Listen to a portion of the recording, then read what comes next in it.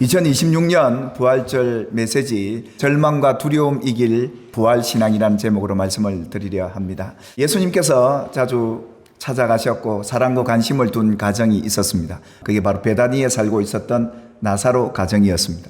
참 예수님의 특별한 사랑을 받은 가정이죠. 그런데 이 나사로가 병이 들어 점점 시름시름 앓다가 죽게 됩니다. 이 가정을 예수님께서 사랑하셔서 부활신앙을 그들에게 주시려고 이 가정을 신방에 찾아오시게 되죠. 나사로가 죽고 난 뒤 이 가정이 장례식에 마음이 상하고 또 절망이 되고 두려웠겠습니까? 아마 이런 낙담된 상황이라 예수님께서는 그들에게 정말 심어주고 싶었던 게 이 부활신앙 아니었겠습니까?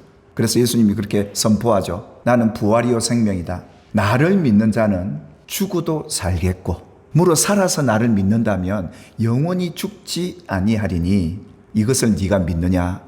예수님께서 찾아오셔서 나는 부활이요 생명이니 나를 믿는 자는 이 부활의 신앙으로 세상을 이기는 자가 될 것이다. 그걸 그들에게 가르쳐 주었던 것처럼 오늘 저와 여러분에게 믿음의 현실에 마주하는 두렵고 걱정되고 염려되는 이 모든 삶 속에 부활의 기쁨으로 충만하기를 주님의 이름으로 축복합니다. 그렇다면 언제 어떻게 우리가 이 부활신앙을 갖게 되는지에 대해서 오늘 이 본문의 말씀은 해주고 계시는데요. 가나안의 혼인잔치에서 물로 포도주 만드는 그 사건 이후에 가장 먼저 예루살렘 성전에 올라가셔서 예수님께서 제자들에게 예수님의 부활을 말씀하셨습니다.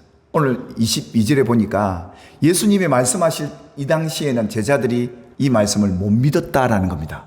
죽은 자 가운데서 다시 살아난 후에야, 부활한 후에야 예수님이 부활하신다는 이 말씀을 믿었더라. 그렇게 성경이 기록하고 있는데 그들이 예수님이 부활하시기 전에 이미 이 말씀을 듣고 믿었다면 어땠을까요?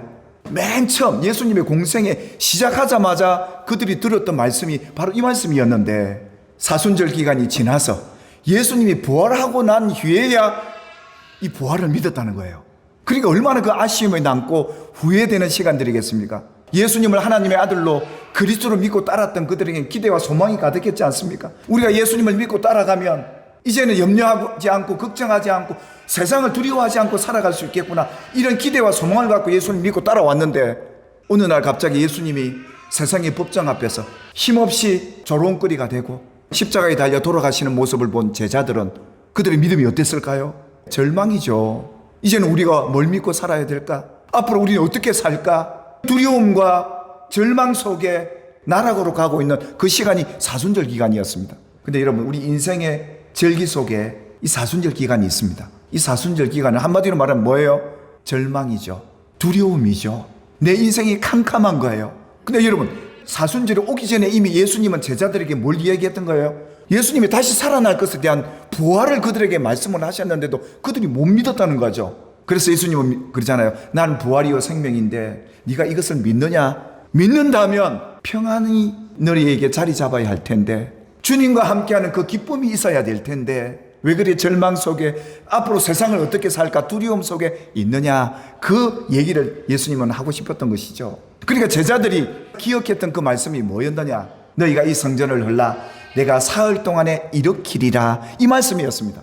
이 성전은 곧 예수님의 육체를 가리켜 한 말씀이라고 분명히 얘기를 하고 있는데도 불구하고 이들은 예수님의 죽으심과 이 부활을 듣고도 예수님이 부활하시고 난 뒤에야 이 말씀이 믿어지고 깨달아지고 그들이 신앙으로 자리 잡게 되었다라고 성경이 우리에게 아쉬움과 함께 기록해 놓고 있는 것이죠. 그러니까 보십시오.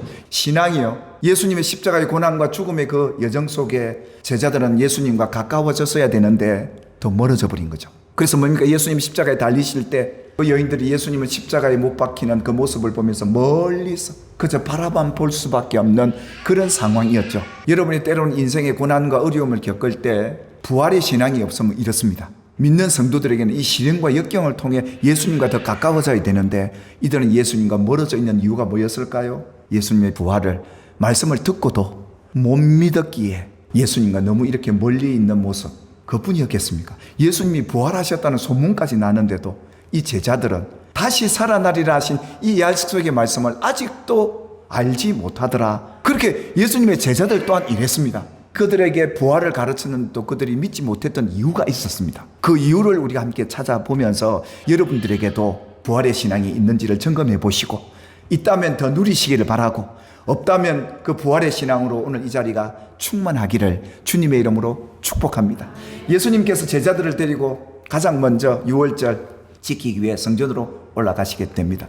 근데 그 당시 예수님 당시는 이 성전을 관리를 누가 했느냐 하면 대제사장들과 종교 지도자들이 했어요.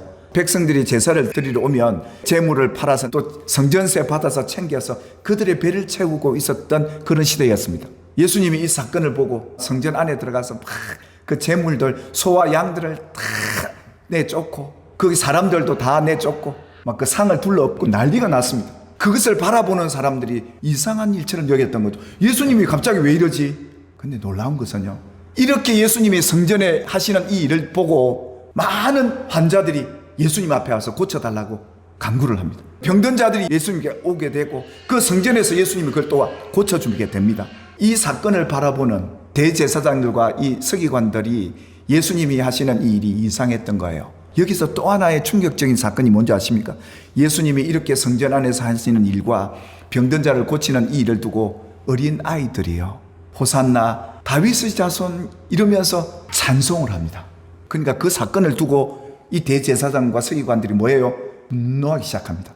예수님을 이때부터 십자가에 못 박으려고 하기 시작했던 거죠. 지금 예수님이 상대하고 있는 상대가 누굽니까? 통치자들입니다. 그들의 말 한마디가 법이고요, 실권자들입니다. 여러분들이 신앙생활을 하면서 여러분이 상대할 대상이 누구인가를 바라보셔야 합니다.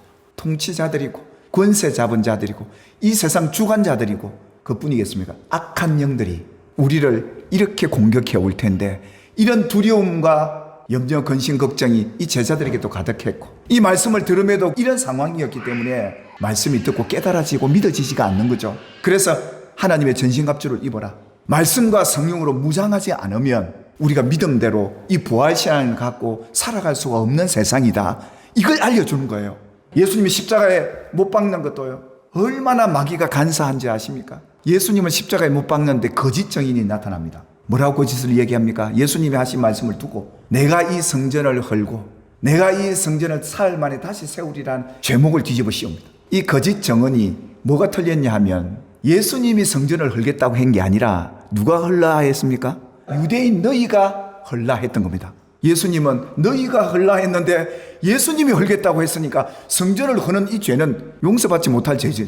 그러니까 이게 뒤집어 써서 예수님을 십자가에 가게 하죠. 그리고 예수님이 마지막에 십자가에 달리시면서 뭐라고 그럽니까? 다 이루었다. 하나님이 내게 하신 말씀을 다 이루었다. 그것이 예수님의 사명이었고 우리의 사명입니다.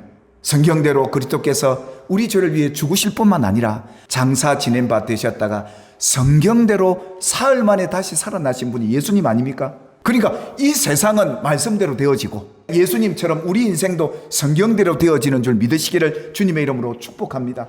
그래서 우리가 그 말씀대로 살아야 할 이유가 바로 여기 있었던 것이죠. 그뿐이겠습니까? 하나님 말씀은 살았고 활력이 있습니다. 내 안에 이 두려움을 몰아내는 메시지가 바로 그거예요. 예수님이 부활하셨다. 예수님 지금도 내 안에 살아계신다. 예수님이 살아계시고 내가 예수님과 함께 부활한다는 믿음이 있기에 이걸 이겨내는 거예요. 오늘 저와 여러분이 살아가는 삶 속에 이 말씀이 여러분 속에서 드러나고 열매 맺고 꽃 피우는 인생이 되기를 주님의 이름으로 축원합니다. 안식 후 첫날에 와서 보니까 제자들이 예수님이 부활했다고 해도 벌벌 떨고 문 잠궈 놓고, 예수님께서 부활하셔서 너무 답답하셔가지고 제자들에게 찾아오십니다.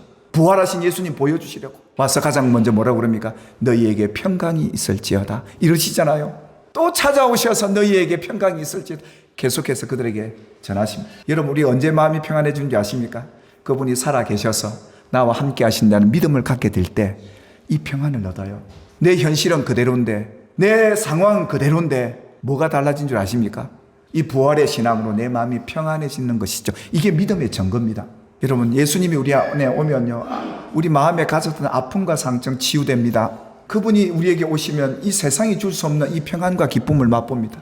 예수님께서 제자들을 찾아오실 때 두 제자가 엠마오로 내려가다가 이 사람들이 대화하는 걸 옆에 가만히 들으니까 어떤 얘기를 한 줄 아십니까? 우리가 믿고 의지했던 예수님이 십자가에 죽으셨단다. 그뿐이 아니라 어떤 미친 여인들이 예수님이 다시 살아났다는 소문을 내더라. 지금 그들 곁에 와 계시는데 살아계신 주님이, 부활하신 주님이요. 근데 그들이 눈이 가려워져서 못 보잖아요. 사랑 여러분, 주님이 여러분들 곁에 계심을 믿으시길 바랍니다. 내 얘기 듣고 계신단 말이에요. 그분이 그게 위로가 되는데 이들의 눈이 가려졌으니까 예수님이 자기들 곁에 와 자기 얘기를 듣고 있는데도 모르는 거예요, 이걸. 예수님께서 그들에게 성경을 쫙 풀어주면서 예수님의 죽음과 부활을 얘기하잖아요. 그때서야 그들의 마음이 뜨거워지기 시작하고 그 말씀이 깨달아지고 믿어지기 시작합니다. 그래서 그들은 이런 고백하죠. 주께서 과연 살아나셨다. 예수님이 부활하셨다고 다른 제자들이 막 소문을 내니까 그 제자 가운데 도마가 뭐라고 얘기하는 줄 아십니까? 웃기는 소리 하지 마라. 나는 예수님이 죽을 때 봤다. 분명히 창에도 찔리고 못에도 박히더라. 그분이 살아났다면 내가 반드시 손가락으로 찍어 넣어봐야 확인해봐야 믿겠다. 이 얘기를 누가 들어요? 예수님이 들으셨고 안 믿고 못 믿는 의심하는 제자 이 도마까지 찾아가셔서 예수님이 도마에게 그러잖아요. 도마야, 내가 살아났다. 창자국 못자국을 확인해보고 믿음 없는 자가 되지 말고 믿는 자가 되어보지 않겠느냐.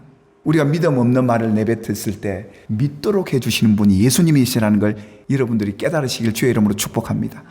도마가 그때서야 나의 그리스도시요 내가 믿는 구원자십니다. 그 고백하잖아요. 그때 예수님 뭐라고 하십니까? 보지 못하고 믿는 자들이 복되도다. 여러분 눈에 안 보이는 주님이 살아계심을 믿으십니까? 여러분이 복된 분들입니다. 주님이 내 얘기 듣고 계시는구나. 주님이 내 표정 보고 계시는구나. 주님이 내 삶의 환경 다 아시고 계시구나.